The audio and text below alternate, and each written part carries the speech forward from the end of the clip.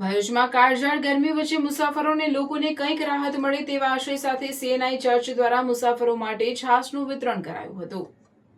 સામાન્ય રીતે મે મહિનાના અંત અને જૂન મહિનાની શરૂઆતના દિવસો દરમિયાન અતિશય અને અસહ્ય તાપ પડતો હોય છે। આકરી અને ચામડી દજાડતી ગરમીમાં પણ કેટલાક અનિવાર્ય સંજોગો, નોકરી ધંધા અથવા તો મુસાફરીના મુસાફરોને રાહદારીઓને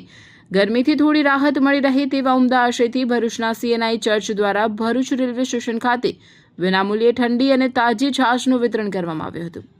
આ પ્રસંગે રેવરન્ડ કિશન વસાવાએ જણાવ્યું હતું કે આ દિવસો વૈશ્વિક ગરમીના છે, જેને આપણે સામાન્ય ભાષામાં નોતપા તરીકે પણ ઓળખીએ છીએ।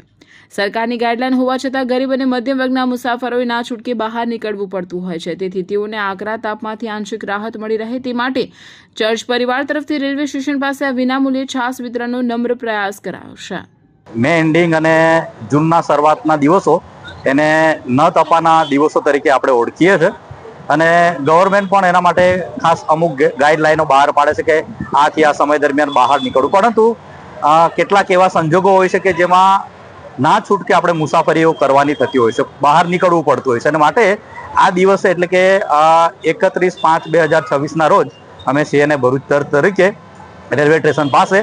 વિનામૂલ્યે છાશનું વિતરણ કર્યું છે કે જેથી જે મુસાફરો છે એને કંઈક આંશિક રીતે ગરમીથી રાહત મળે, એના માટે આ એક નાનો અમારો પ્રયાસ છે।